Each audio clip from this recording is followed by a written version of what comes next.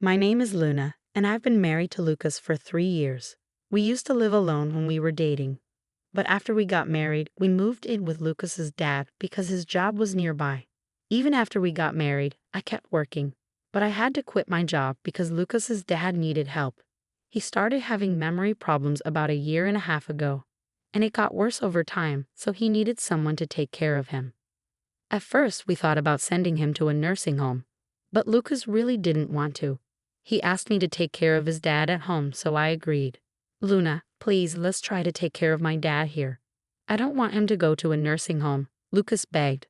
I understood how he felt, but it was a big responsibility for me, and I wasn't sure if his dad wanted me to take care of him that much. So I asked Lucas to help me as much as he could. I had never seen Lucas beg like that before, so I thought he would support me. But taking care of his dad turned out to be harder than I thought. His dad needed help with simple things like walking, using the bathroom, and taking a bath. He could still move around, but he often tripped and fell because he couldn't support himself. So Lucas and I decided to change our house to make it safer for his dad. Even though we were still paying off debts, we realized that his dad's safety was more important. At first, Lucas helped a lot with taking care of his dad. But as time went on, he started saying he was too busy with work to help. And after about a year of taking care of his dad, he stopped helping altogether. He even started going out on his days off instead of helping me. My father-in-law's health was declining, and he needed more help with basic things like using the bathroom and taking a bath. It became too much for me to handle on my own, so I talked to my husband about it. You promised to help, didn't you? When was the last time you actually helped out? It's been months, I said to him. He needs more care than I can give him alone. I'm feeling overwhelmed, I added. I think we should seriously consider putting him in a nursing home instead of trying to take care of him at home, I suggested. We agreed to take care of him at home until the end, but at least we should consider getting professional caregivers involved. Your dad needs more help than we can give him alone, and there are people who are trained to do this. I'm not strong enough to handle everything, especially tasks like bathing, I explained. But my husband didn't agree with me. He got upset and left before we could finish talking. Lately, I've noticed he's been stressed about money. However, I couldn't keep taking care of his dad on my own. So even without my husband's approval, I started arranging for home care services. His dad was assessed as needing a high level of care, so we arranged for a caregiver to come 5 times a week for about an hour each day. We also made a plan with our long-term care insurance, so I wasn't worried about the cost. But we hit a snag on the first day of home care services. Hi, I'm Mira, your caregiver. I'm here to help you from now on, she said. Nice to meet you, Mira. I'm looking forward to working with you, I replied. While the caregiver was talking to my father-in-law, she also taught me some nursing techniques. I found her guidance really helpful and felt confident about hiring her. But when my husband came home and saw her, he got really angry. Luna, I never agreed to home care services. What's going on? He yelled at me. But I've been telling you that I can't do this all by myself anymore. I didn't do this without telling you. I'm sorry, Miss Caregiver, but please go home for today. I tried to explain, but he didn't want to listen and sent the caregiver away. Why did you arrange for home care without my permission? I'm the one who decides things around here. You're a terrible wife for not listening to me. You can handle caregiving alone. Don't waste money, especially since we still have to pay off the loan for the renovation. Why can't you see what I'm saying? I've told you many times that I can't do this all by myself, Lucas. You've stopped helping with caregiving, haven't you? That's not keeping your promise. And the renovation was necessary for safety. If your dad falls and gets hurt, taking care of him will be even harder. You might not get it because you haven't been doing any caregiving for over a year now. Why are you bringing this up all of a sudden? Besides, you're not working, so it's your job to take care of him, right? Who do you think is paying off the loan for that renovation? No matter how much I tried to explain, my husband didn't understand. He really believes that I should do everything by myself. After that, I only had the caregiver come when my husband was at work.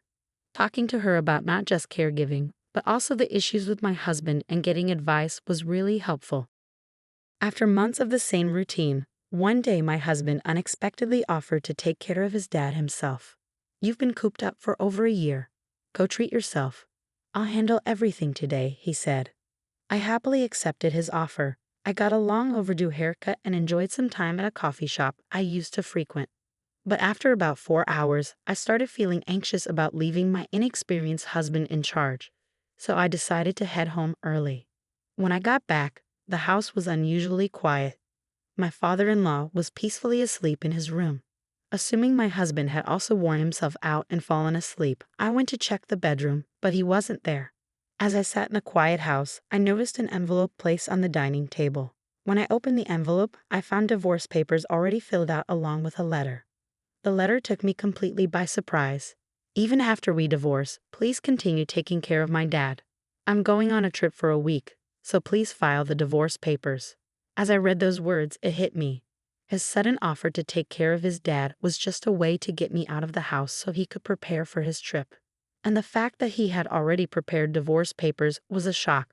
What's more, he expected me to continue caring for his dad even after we split up.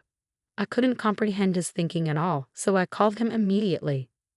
When I read the letter, I found the divorce papers. What's going on? Who are you going on a trip with? I'm at the airport about to board.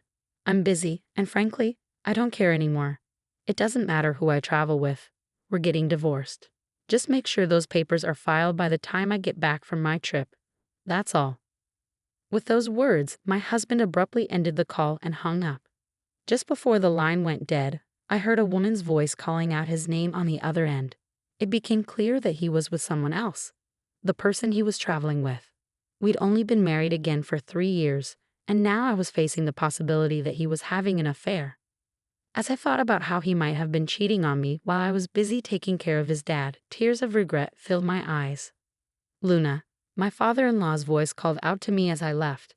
He had been struggling to remember my name lately, but today he said it clearly. Worried about how well my husband had taken care of him while I was away, I hurried to see him. Father, are you feeling all right? Did everything go smoothly while I was out?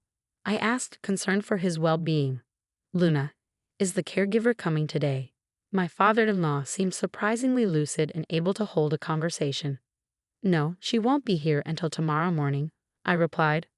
Ah, I see. Could you bring me some paper and a pen? He requested. My father-in-law, who usually struggled with writing due to his condition, seemed different today, more refined. I remembered reading that writing could help with dementia symptoms, so I agreed and fetched him some paper and a pen. He began writing something, but I couldn't see what it was. After he finished, he placed the paper in an envelope and handed it to me. Give this to the caregiver when she comes tomorrow, he said before drifting back to sleep. Was this some sort of dementia exercise with Mila? Although I was curious about the letter's contents, I decided not to peek. Later, when my father-in-law woke up, he seemed to have forgotten everything, even my name. It left me wondering what had happened. That night, after he had gone to bed, I found myself pondering over the letter and divorce papers again. Reflecting on my husband's recent actions, I began to realize there might have been signs of something suspicious. I had been so focused on caregiving that I hadn't paid attention to him. If he was indeed cheating, part of me wanted to divorce him immediately and leave. But I couldn't abandon my father-in-law. Besides, without a job while taking care of him, I worried about supporting myself after a divorce. As morning arrived, I still hadn't made a decision. Mira came by, and I handed her the letter from my father-in-law. After reading it, she approached me looking troubled. And then, the caregiver. I'm here to support you, Luna. We've built a friendship, and moments like these are more common than you might think. I'm here for you, Mira reassured me with a kind smile. The letter is about me getting a divorce? I asked, feeling confused. Yes, it seems Mr. Henry noticed something wasn't right and asked me to step in. He wrote in the letter about his wishes regarding his estate. There's more to it, but we can discuss that later. Since your husband will be back soon, let's act quickly, Mira suggested. With that, Mira arranged for another caregiver to take over Mr. Henry's care and urged me to follow her. We ended up at a law firm. Mira, why are we here? I asked, puzzled. You'll understand once we're inside, Mira replied cryptically. Even though I was still confused, I followed Mira into the building. Thank you for coming today. I'd like to discuss a request I received from Mr. Henley regarding gifting property during one's lifetime. Specifically to you, Luna, the lawyer explained as we took our seats. The lawyer handed me a document and said, yes, it's notarized. Mr. Henley requested this document prepared by Mira. It states that Mr. Henley wishes to gift you $36,000 and his apartment during his lifetime. Stunned by this revelation, Mira started to explain.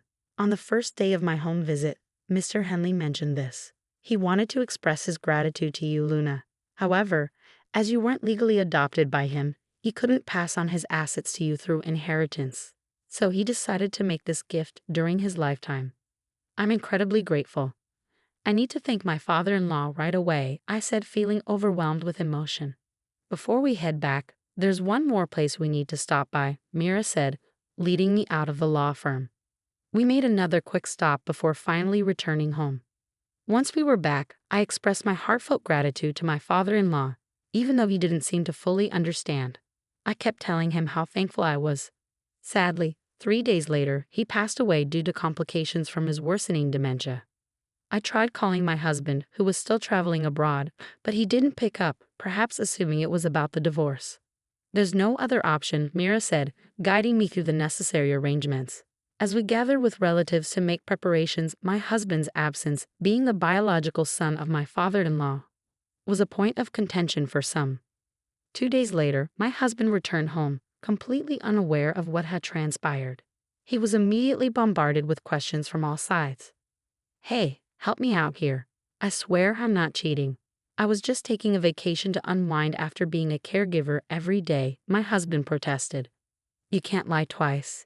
Even if you claim you were caregiving, there's no evidence to support that, I countered. I know for a fact that you went on that vacation with your mistress. Security cameras at the airport caught you two acting like lovers, I added firmly. With that revelation, my husband seemed to resign himself to the judgmental stares from the relatives. Several days later, once the tension had eased, I proceeded to file for divorce. I planned to move into the apartment my father-in-law had gifted me before his passing. As I made preparations for the move, my husband called. Luna, where are you? I just found out that I'm not the beneficiary of his life insurance, you are. All I was supposed to get was his life insurance. What are you going to do about this? He demanded. What did you tell my dad while you were taking care of him? You and that female caregiver must have conspired together. You two planned this, he accused angrily. It was your father's wish. Mira and I only followed his instructions, I explained calmly. Well, we're divorced now, and you and your mistress will be hearing from my lawyer soon. Make sure to pay up for the compensation, I added firmly. What do you mean we're divorced? Besides, since you got my dad's life insurance, you can consider it as your consolation money, right? So I don't owe you anything, my husband retorted arrogantly. It seemed he had forgotten that he had left me the divorce papers to file before he left for his trip. I was surprised by his callous attitude. The divorce papers were left by you with a letter asking me to submit them, weren't they? And the life insurance is a precious inheritance from your father, not something I received from you. So you should cover the compensation, I insisted firmly. My husband was speechless at my words, unable to respond. We realized we weren't making any progress and decided to end the call. He continued to call several times afterward, but following Mira's advice, I changed my phone number. I still see Mira occasionally. Even after my father-in-law passed away, she did more for both him and me than my own family, including my husband. I'm truly grateful to her. Eventually, it seemed that the truth reached my husband and his mistress, and I received a call from their lawyer. Lucas told me you were the one in charge, even though I didn't know the full story. I'm sincerely sorry for going on that trip while Lucas's father was struggling. I've already paid the compensation, and I don't plan to see Lucas anymore, she said. That's how things went down. I thought they might refuse to pay, so I was surprised when they didn't. I can't figure out why someone smart like her would fall for my husband. Anyway, he ended up having to pay her in bits. She was pretty well off, and my husband, trying to impress her, spent almost all his savings. I even heard he paid for a fancy trip out of his own pocket. Whether he blew through his savings or not doesn't really matter to me. I'm determined to make him pay back every cent, even if it takes a while. Luckily, we have a family home under my father-in-law's name, so finding a place to live won't be an issue. But with the payments for the loan we took out for elder care, along with the compensation we have to pay each month, it's going to be tough. Even if we deduct it from my husband's paycheck, he won't have much left over. And since our relatives all know about it, he can't exactly ask them for help. I hope he learns from his mistakes. I moved into an apartment my father-in-law gave me, which I get to keep for life. Life's comfortable now. I'm using the money I inherited from my father-in-law to study caregiving. Mira's helping me out too. I want to be a caregiver like her, someone who can really support families.